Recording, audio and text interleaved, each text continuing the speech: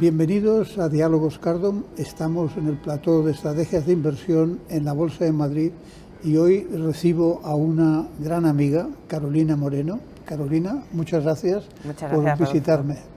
Muchas gracias, Rodolfo. Encantada de estar aquí contigo. Oye, tú eres teleco y Sí. me hace mucha gracia porque además estás casada con otro teleco Sí. y habéis ido caminos distintos. Sí. Tu marido está en tecnología, que es lo que se le supone a un teleco, y tú estás en gestión. ¿Cómo fue el camino de decidirte realmente pasar a ser una gran gestora? Qué buena pregunta que no me esperaba así iba a empezar.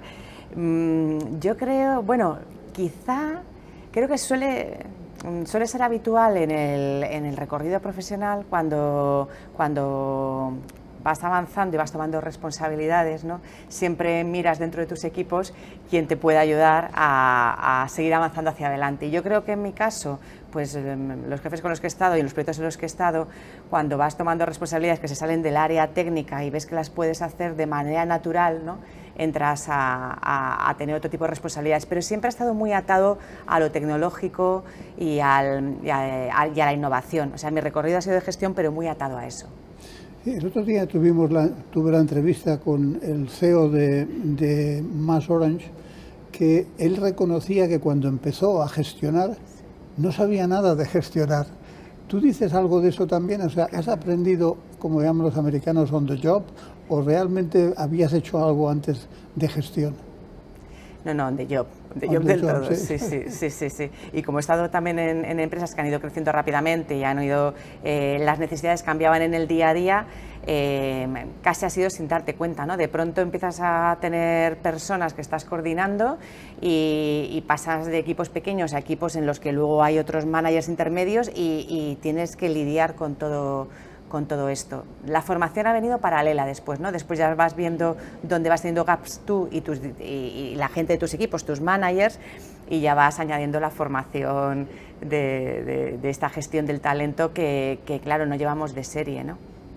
Oye, una cosa, y en la etapa esta inicial en la que estuviste muchos años de una empresa multinacional americana, ¿cómo empezaste de cero y cuáles fueron los retos que fuiste cubriendo a lo largo del tiempo? Pues es interesante. Yo creo que las startups, cuando se convierten en scale-up y funcionan y las miras hacia atrás, cuentas toda la historia y dices, pues pasó esto, y luego cuentas la historia secuencial de lo que ocurrió, ¿no? Tienes una historia que compartir. Pero cuando estás en el día a día, claro, primero no sabes si la empresa va a ser exitosa o no. Es decir, tú no sabes si vas a estar dentro de 6 meses y vas a tener... Buscando trabajo, si te va a llegar la inversión, si los clientes van a confirmar. Estás en una situación de total incertidumbre. Entonces, creo que en esos momentos todos los emprendedores, ¿no? Unos tienen éxito, otros no, tienen que dar hay una serie de pasos que si los das bien te mueves a la siguiente etapa, y si no los das, pues te quedas en una de esas empresas que lo intentó y no funcionó. No. Fíjate, hay una cosa que me llamó la atención, sabes que yo te he seguido y conozco el recorrido, ¿no? Y yo a ti. Una cosa que me llamaba mucho la atención es cómo has conseguido prácticamente de cero pasar a una empresa que ya facturaba, cuando te has ido, facturaba 150 millones, una cosa así, ¿no? Sí. Y yo creo que la clave es cómo has conseguido que los clientes os apoyaran en España, sobre todo, donde la gente es mucho menos probadora que en Estados Unidos. Es decir, ¿cómo habéis conseguido realmente entrar en grandes empresas? Sí, buena pregunta. Hay distintas fases, ¿no? Hay cuando no estás, y ahí es muy importante tener un buen producto y servicio, que haya un market fit, ¿no? Para las empresas en crecimiento, tienes que tener un producto que sea diferencial y que para la competencia no sea fácil copiarlo. Eso es importante. Aún así, eso no quita, puedes tener eso y no tener clientes, ¿no? Entonces hay una primera fase en la que el producto tiene que ser un buen producto, y entonces tienes que empezar a generar credibilidad en el mercado. Luego hay otras, cuando ya tienes los primeros clientes, pues pasas a la siguiente fase. Pero en esa primera fase inicial, por ejemplo, en nuestro caso facilitó mucho que los productos y servicios fueran open source, ¿no? Entonces se podían probar, se podían ver, con lo cual la inversión que hubo que hacer en marketing y comunicación al principio no fue ingente, sino que realmente los clientes podían ver, ¿no? Podían comparar. Que yo creo que esto ocurre mucho ahora en cómo ha ido cambiando la forma en la que interaccionamos con el mercado, ¿no? El que ya sabes, ahora es mucho más habitual que las empresas tengan más información, ¿no?, de los productos y servicios que van a adquirir. Entonces, eso ayudó y redujo la inversión en marketing, sobre todo. Y después fue ganar la credibilidad, ¿no?, en los sectores donde nos queríamos mover, empezar a ganar la credibilidad con clientes que vieron el market fit, que vieron que había una potencia de empresa con talento español, de ingenieros españoles, y avalada también por una marca americana. Es cierto que esta parte de que estuviera avalado por una empresa, que aunque fuera una startup en California, pero que era una empresa americana, ayudó.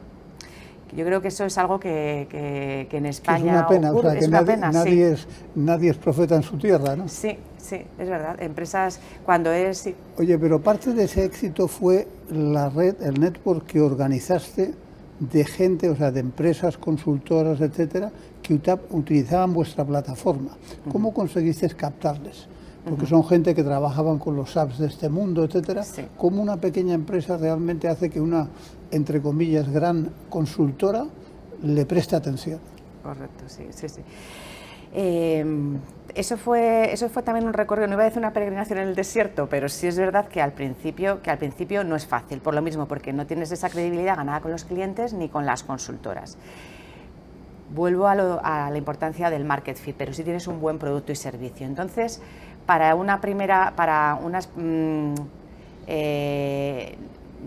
esto era muy importante para tener las primeras conversaciones. O sea, estas consultoras veían que podía haber un modelo de negocio, pero sin la relación y sin una empresa sólida detrás no iban a tener esa relación de confianza. Entonces, con las 2 o 3 primeras, casi fue un trabajo con ellos de forma muy directa y muy continua de por qué podía haber un win-win en el mercado y por qué tenían que apostar por una empresa tecnológica, aunque fuera más pequeña que los grandes gigantes, ¿no? Y yo creo que el que ellos vieran por el otro lado que, bueno, a lo mejor el tamaño no estaba, pero sí que había un equipo de alto talento, había una credibilidad, había un producto y podían tener un business case, un modelo de negocio con unos márgenes igual mejores que podían tener con otros productos más grandes, ¿no? Y entonces ahí te dan una oportunidad. ¿No? Te dan una oportunidad y dicen, venga, probamos en un proyecto o 2 proyectos. Y hubo 3 o 4 consultoras que decidieron, voy a apostar contigo y apuesto contigo en una oportunidad en un cliente. ¿Y cómo las captaste? ¿Hicisteis un mail a las consultoras? ¿Hicisteis un evento para invitarlas? ¿Cómo conseguiste el primer golpe? ¿En puerta fría o Claro. de qué forma lo organizasteis? Pues fue un mix, ¿no? Sí que hubo eventos también para dar a conocer dentro del sector del canal, pues que había un nuevo vendor en el mercado, un nuevo producto en España y que estaba en crecimiento. Hubo otra vía de entrada que fue también, había clientes, ¿no? Clientes que de pronto veían que este producto les podía interesar y habían pedido una evaluación del producto, y entonces pues tenías una primera invitación de oye, vamos a charlar, ¿no? Del canal, tengo un cliente que le podría interesar, pero quiero venir a conocerte para ver si me das la credibilidad, ¿no? Y la confianza como para seguir adelante. Y luego había otro tipo de consultoras que nos encontrábamos en pliegos, en concursos, en algunas oportunidades con las que al final, como te vas encontrando en distintos momentos, llega un momento en el que nos sentamos a hablar. Yo creo que esos fueron los tres canales. Otra cosa, ¿tú has trabajado cuántos años para esa empresa americana? Pues casi 14. 14 años, o sea que tienes una experiencia con los americanos interesante para una empresa española, ¿no? ¿Qué es lo mejor de trabajar con los americanos y lo peor? Buena pregunta. Lo mejor es que van bastante directos al grano. Sí, no se habla mucho. O sea, yo a veces con empresas más españolas se habla mucho, se toman muchas decisiones y aquí se miran más datos, y best idea win, ¿no? Wins. Si tienes una buena propuesta, vamos hacia adelante, son rápidos tomando decisiones. Y eso hace que puedas, nosotros proponíamos muchísimas en Europa, que teníamos un volumen de mercado muy alto y muchos de los proyectos internacionales y las propuestas que se hicieron salieron adelante porque las escucharon. La parte peor que veo yo es que es cierto que influir desde Europa es complejo. A pesar de que era el mayor mercado, ¿no? Aunque era el mayor mercado, sí, siempre pesa más lo que ocurre en Estados Unidos, que en nuestro caso, bueno, pues por circunstancias no era el mayor mercado. Y además se ve Europa como un mercado único, o sea, como voy a ampliar negocios en Europa. Y en Europa, claro, y se ve como las normas, procesos, incentivos que tengo en Estados Unidos me van a funcionar igual, los aplico igual en Europa, se lo digo al GM que tengo y ya pasa en todos los países, ¿no? Y no, claro, Europa no es un territorio cohesionado como los europeos sabemos, pero a los americanos se les suele olvidar. Les cuesta entenderlo. El que no somos homogéneos en absoluto. Ni la misma cultura, ni las mismas leyes, ni el mismo idioma. Entonces, y son los problemas. Una de las cosas que hiciste fue crear toda la red europea. ¿Con qué nacionalidades te sientes más fácil la relación y con cuáles era más difícil? En la experiencia que has tenido, que también puede ser coincidencia. Puede ser coincidencia, sí. Pero ¿cuál es tu feeling? O sea, ¿hoy lo harías otra vez una expansión en Alemania o realmente empezarías por Francia o Italia? Qué bueno, sí. Claro, aquí voy a intentar ser objetiva al margen del feeling personal. Yo creo que cuando las empresas americanas o europeas, ¿no? Imagínate una empresa con el headquarter en Alemania o en Italia, se quieren expandir por Europa y crecer por Europa, siempre van a las 4 o 5 potencias principales. Es decir, yo quiero abrir mercado en Inglaterra, en Francia, en Alemania, en Italia y en España, que es el quinto. Entonces, siempre se buscan esos cinco países y luego intentan, o sea, en media todas hacen lo mismo, intentan hacer un fit de, bueno, mi producto, dónde podría encajar mejor, la competencia, dónde voy a tener menos competencia para crecer y el fit cultural, ¿no? Que tú me estás preguntando también por este fit cultural. Entonces, yo creo que se intenta ir a estos 5 mercados y dependiendo de si es empresa americana, alemana, española, pues con unos tienes más fit que otros. Mi experiencia es, por ejemplo, empresas americanas suelen entrar por UK y por Nordics, ¿no? El norte de Europa, y les cuesta mucho luego expandirse al centro de Europa y al sur de Europa, porque en general cogen directores generales británicos y las sinergias culturales con el resto del continente, cuando entras desde arriba, son difíciles, no son obvias. Nosotros en España y en Italia vamos desde el sur de Europa normalmente hacia arriba, ¿no? Pues consolidas el sur de Europa, el centro de Europa y luego, si te ha ido bien, lo suyo es, cuando tienes ya una consolidación internacional madura, pasar al norte de Europa, que para nosotros, los de Europa del Sur, es más complejo, por el idioma y por la cultura, hay más diferencia cultural. Yo creo que hay unas afinidades culturales y luego hay mercados en los que hay que estar, por ejemplo, para nosotros en España, Alemania es un mercado que es complejo, pero hay que estar. Entonces, orgánicamente contratando los perfiles adecuados o inorgánicamente comprando empresas que sean afines, pero es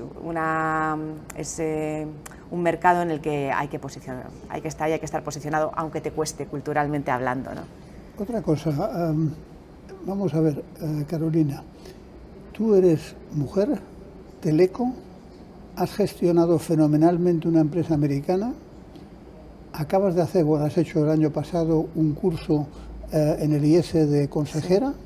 ¿Cómo no tienes cola de empresas diciéndote quiero que seas mi consejera? Ah, sí. Bueno, pues mira, la semana pasada estuve también justo para un consejo asesor que tuve que decir que no, porque también profesionalmente tengo ahora. Yo consejos no busco muchos, busco a lo mejor uno 1, 2, porque la vida ejecutiva todavía en mi caso es muy intensa. Muy intensa, Y a un consejo hay que dedicarle en media 300 horas al año como mínimo para hacerlo bien. Entonces sí que he estado en consejos, estoy también en juntas de gobierno y mi idea siempre es compatibilizar con uno. Pero fíjate, pues dije que no también porque tenía que viajar mucho y bueno, el peso ejecutivo sigue siendo importante. Bueno, y ahora estás trabajando en una empresa muy interesante española de seguridad, que Sí, ciberseguridad, sí. es un espacio que está teniendo un crecimiento increíble en todo el mundo y especialmente en España, porque no tenemos tantas empresas que no hayan sido ya compradas y desde luego no hay muchas empresas. Pues la vuestra es una pyme, pero es más me que pi, es decir, que ya es una empresa de cierto tamaño, con un montón de ingenieros y que va a muchos. ¿Cuáles son los grandes retos que le ves a una empresa española comparado con lo que has tenido como experiencia en Estados Unidos? Sí, sí, es verdad.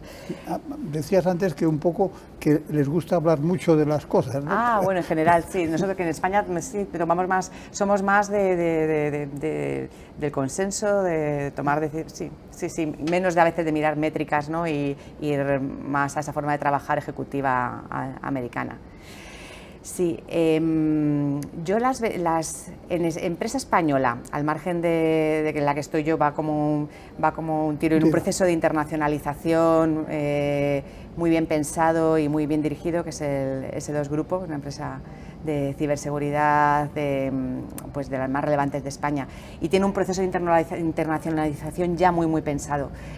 Pero para las empresas españolas es complicado, nos cuesta mirar fuera de las fronteras en general, tener perfiles, contar ya desde el principio con perfiles internacionales en las plantillas, y tener siempre desde que la empresa, desde los primeros pasos, tener en la cabeza que dónde vas a jugar tú va a ser un mercado internacional. Si tienes eso en la cabeza desde el principio, configuras la empresa de una determinada manera. Las empresas españolas no somos así. Tú ves, ¿no? Ves España, las geografías, las provincias, el equipo es español, el idioma es español, y cuando tienes un determinado tamaño y han pasado los años, es cuando dices, ahora me voy a internacionalizar. Y necesitas inglés, gente internacional. Procesos, legislación internacional, ver cómo te expandes. Expandirse fuera de España es muy difícil. Muchas empresas fracasan. Digo, si quieres abrir en 10 mercados y te salen bien 6, a lo mejor 7 ya es un éxito, porque muchas veces te vas a equivocar, no conoces la competencia, no conoces el mercado, los perfiles no son los adecuados, hay muchos motivos por los que. Entonces, el salir fuera es un reto muy importante, desde asesorarte bien cómo hacerlo, dónde ir primero, contar, bueno, yo creo que hay un momento en el que hay que contar en tus consejos asesores, consejos de administración también con perfiles internacionales que te ayuden a ver hacia dónde sales, aparte que tengas un plan estratégico bien armado. ¿Qué priorizas en tu oferta? No, lo que tienes en España para un cliente español no es igual con lo que tienes que ir fuera, ¿no? Y todo esto hay que pensarlo muy bien, no lanzarse a la aventura, porque una vez que sales fuera, tus costes de gestión y tu operativa se incrementa de dificultad. Entonces tienes que tenerlo bien afinado para equivocarte lo menos posible. ¿Y los equipos cómo deben de ser? Es decir, una de las cosas que tú decías, es verdad, es que, por poner un ejemplo extremo, el fundador es de Cuenca y todo el equipo directivo es de Cuenca. Imagínate. Entonces, sí, pues eso limita mucho. Yo creo que la diversidad es muy importante. ¿Cómo irías o cómo crees tú que hay que hacerlo para dar ese salto de nacional a internacional? Pues sí, primero elegir bien, ¿no? Los primeros mercados que voy a abrir, porque creo que voy a tener más éxito, y tener un equipo, vamos, en el que de verdad puedas confiar para hacer esa apertura. No significa que te lleves, tienes el de Cuenca allí, que también, que muchas empresas, pues las que conocemos muchas del IBEX, cuando se han expandido así, han mandado gente. Bueno, pues a lo mejor tienes que hacerlo también para consolidar tu cultura, pero empezar a trabajar con talento local, realmente con talento, no desde el country manager o el director general hasta los primeros directivos y los primeros técnicos que vayas a contratar en el terreno, que sean equipos de alto rendimiento, que puedan convertirse en equipos de alto rendimiento, con mucho talento, poca gente y muy buena, en mi opinión, más que empezar a contratar, que a veces tienes un plan estratégico, contratas 100 el primer año, no, pues porque tienes una inversión que te permite contratar, es casi, empieza con poca gente, en mi experiencia, con poca gente, pero que se pueda conectar muy bien y poner en marcha una filial de manera eficiente pronto, y luego ya escalas con un equipo bien configurado, ¿no? Porque si no yo creo que te retrasa la ejecución, ¿no? Contar con empezar a desplegar, ¿no? Porque tienes capital y puedes desplegar en muchos países a la vez, de pronto el plan no se está cumpliendo y no sabes por qué, si es que el equipo no funciona, no te funcionan los procesos, si es el mercado, si es el offering. Sin embargo, mi opinión es, monta equipos de alto rendimiento y cuando los tengas ya escala.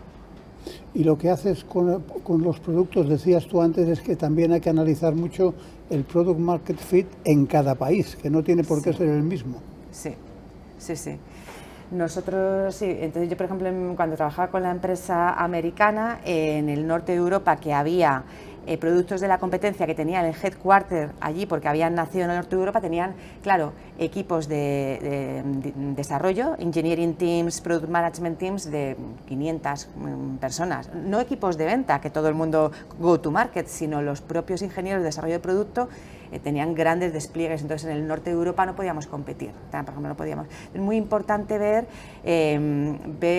cuál es tu competencia alrededor, porque puedes tener competidores que realmente tienen el mercado muy capturado, excepto en 1 o 2 puntos de tu offering, y tienes que adaptarlo al país. O sea, en media lo que te funciona en un país te va a funcionar en media, pero luego, claro, dependiendo, tienes que ir mirando uno a uno porque puedes tener que adaptarlo. Yo he seguido bastante de cerca un poco lo que hace S2 Group y me parece un grupo muy interesante. ¿Cuáles son los puntos álgidos ahora de la empresa? O sea, ¿qué es lo que realmente domina en el mercado español? Porque de momento no tiene nada fuera, ¿no? Claro. Sí, tenemos presencia, tenemos seguridad gestionada, pues, por ejemplo, en Colombia, tenemos presencia en Europa. Ya es una empresa que ya ha dado sus pasos de internacionalización y con presencia fuera. Yo creo que su principal valor, aparte de tener un equipo de mucho talento, llevar más de 20 años en el mercado, es cubre toda la oferta desde prevención, detección y respuesta en el ámbito de la ciberseguridad, y también trabajamos en el ámbito de la ciberinteligencia, pero cubre los 3 ámbitos que muchas empresas están en prevención, en detección o en respuesta, ¿no? Y viene del mundo IT y OT, es decir, hay una parte, ahora todas las ciberamenazas se están moviendo del mundo de las amenazas tecnológicas que todas conocemos y para las que nos preparamos las empresas, también al mundo industrial, ¿no? De entrar a través de los dispositivos industriales, porque todo está conectado a Internet, y para entender cómo te van a venir esas amenazas tienes que conocer el mundo industrial. Y en particular S2 es una empresa que viene de ese mundo industrial, ¿no? Los fundadores son ingenieros industriales también, eso está muy embebido en la cultura y permite mezclar los dos mundos, el mundo tecnológico y el mundo de la energía, del manufacturing, de la producción industrial, ¿no? Que es ahora el más vulnerable. ¿Estáis pensando en qué países ahora establecer? O sea, ya tenéis algo de internacional, pero ¿estáis pensando en algún país en concreto o todavía no? Sí, nosotros tenemos un plan de expansión por Europa, empezando, pues casi como he dicho al principio, ¿no? Pues consolidando el sur de Europa, centro de Europa sobre todo, para los próximos 5 años. Como ya teníamos presencia, tenemos más de 100 personas en Latinoamérica haciendo seguridad gestionada con foco en Colombia, reforzar la parte también del Cono Sur y Centroamérica. Y eso son principalmente nuestras siguientes olas de expansión. ¿Cuánta gente sois en total? O sea, unas 700 personas. La que ya es una empresa muy sólida, que está sobre todo a caballo entre Valencia y Madrid, ¿no? En España entre Valencia y Madrid, sí. Correcto. Muy bien, oye, pues muchas gracias por haber venido, Carolina. Creo que ha sido una buena conversación y como no podía ser de otra manera, porque nos conocemos desde hace un tiempo. y me encanta que te dediques a algo que pueda hacer que España esté en el mundo, y sobre todo, por lo menos en Europa, representando un producto bueno. Sí. Sí, yo también, por eso es mi apuesta, creo que merece mucho la pena, que hay que apostar por empresas españolas que tienen de verdad talento y potencial. Tenemos todo lo necesario para poder expandirnos y competir con empresas europeas y americanas, que nos lo tenemos que creer, ¿no? Tener que creer y creérnoslo y poner el plan, ¿no? Eso para es muy que importante. para que eso sea una realidad. Muchas gracias, Muchas Carolina. gracias, Rodolfo.